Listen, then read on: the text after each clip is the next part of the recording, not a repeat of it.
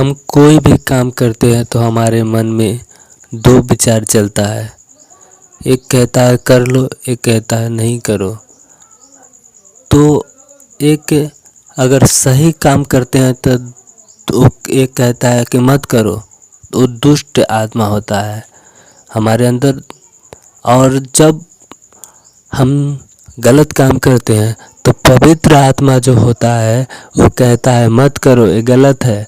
तो दुष्ट आत्मा बोलता है कर लो, जो होगा देखा जाएगा। तो पवित्र आत्मा जौन है वो परमेश्वर के आत्मा है, और जो दुष्ट आत्मा है वो दुष्ट है, वो शैतान है। वो गलत कदम शैतान की वजह से आता है, वो मन में दिमाग में डालता है कि कर लो, जो होगा देखा जाएगा। ऐसे में लोग क्या हो जाता है, फंस जाता है, और उसके बाद से क्या हो जाता है, गिर जाता है। उसके बाद से बहुत समस्याएं, बहुत परेशानियां आ जाते हैं जीवन में। जैसे सिंपल में ले लो, कोई दो पुरुष आपस में कुछ वाद विवाद करते हैं तो ऐसा होता है जो होगा सो होगा देखा जाएगा, मार इनके पहले, ऐसे कर वैसे कर, जो होगा तो होगा। उसके बाद से धीरे धीरे ऐसे क्या करते हैं, मारपीट हो जाते हैं, बहुत बवाल हो जाते हैं। उसके बाद थाना पुलिस हो जाते हैं, और उसके बाद से क्या होते हैं, जेल खाने में चले जाते हैं। शैतान दुष्ट आत्मा जो है वो वचन बताता है, पवित्र बाइबल में लिखा हुआ है कि दुष्ट आत्मा किस लिए आता है, चोरी करने, घात करने और नाश करने। और कितने लोगों को देखो जेलखानों में डालने पर है। हम इसी एक बात में चूक जाते हैं और हम फंस जाते हैं।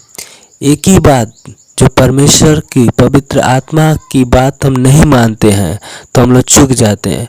हमारे अंदर वो विचार आता है, पवित्र आत्मा में बताता है कि ये गलत है, ऐसा करना गलत है, नहीं करना चाहिए। लेकिन हम उस समय पवित्र आत्मा के नहीं सुनते हैं, दुष्ट आत्मा के सुन के हम दुष्टता काम में फंस जाते हैं, और हम क्या हो जाते हैं, बर्बाद हो जाते हैं।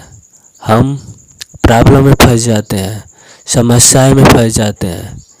इस समस्या से सलूशन भी नहीं मिलता है, हल भी नहीं मिलता है कि हम कहाँ जाएं, क्या करें क्या ना करें, कैसे हम आज़ाद हो, कैसे छुटकारा पाएं, कैसे हम रिहाई पाएं।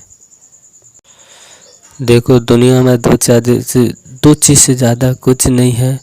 एक परमेश्वर की आत्मा है और एक दुष्ट आत्मा जो पूरे संसार को क्या किया है, अपने बस में कर रखा है कि वो सच्चे परमेश्वर को जानने न पाए और विश्वास न करने पाए, ताकि उनको आज़ादी मिल जाए, ये सारे प्रॉब्लम से छुटकारा मिल जाए, चंगाई मिल जाए, ताकि मतलब वो लोग सुख के जीवन दिए। वो नहीं चाहता कि हम लोग अनंत जीवन पा के प्रभु के राज में प्रवेश करें।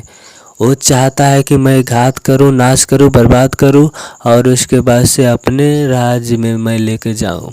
वो अपना राज बढ़ाना चाहता है। दुष्ट आत्मा जो है वो अपना राज को बढ़ाना चाहता है। इसलिए वो प्रभु से बोला है कि प्रभु जी, जब आप मुझे धरती पर भेज रहे हैं तो मैं जितने आपके बेटी और बेटा हैं, मैं संसार में जाके उन सारे लोगों को क्या करूँगा, मैं नाश करूँगा, और उन लोगों को मैं ख़त्म कर डालूँगा। जब दुष्ट आत्मा स्वर्ग से गिराया गया, परमेश्वर ने उसे गिराया, तो वो आके धरती पर क्या करता है, बहकाता है। बहुत सारे चीज़ों में दुष्ट आत्मा एक ही है, और 666 रूप बना के कैसे कैसे लोगों को फंसा रखा है। एक तरह से देखा जाए, बहुत तरह से लोगों को, एक ही तरह से नहीं देखा जाए, सोचा जाए तो बड़ी अनेक प्रकार की तरह से उस सारे मनुष्यों को फंसा कर रखा है। किस लिए? घात करने के लिए और नाश करने के लिए, बुराई कराने के लिए, पाप पर ले जाने के लिए, ताकि पाप करोगे तो मृत्यु होगा। परमेश्वर बोला है पाप के दंड मृत्यु है। वो क्या कराता है, मूर्ति को पूजवाता है, मूर्ति को पूजा कराता है। परमेश्वर बोला है मूर्ति पूजना पाप है। और पेड़ पौधा को पूजवाता है, ईटा पत्थर को पूजवाता है, उसके बाद से लोग उसी में भटके रहते हैं। हमारा भगवान है, हमारा देवी देवता है, फोटो में पुजवाता है। फोटो एक कागज़ है, पौधा, पेड़ क्या है? वृक्ष है, हवा देने के लिए है। और फोटो एक कागज़ है, उससे क्या है? वो इस्तेमाल में आता है। वो कैसे हमारा भगवान हो गया। हम सारे चीज़ों को जो बनाते हैं, मूर्ति को हमने बनाया, वो कैसे हमारा भगवान हो जाएगा? जब बनाने वाले हम हैं, उसके भगवान एक तरह से देखा जाए तो हम हुए।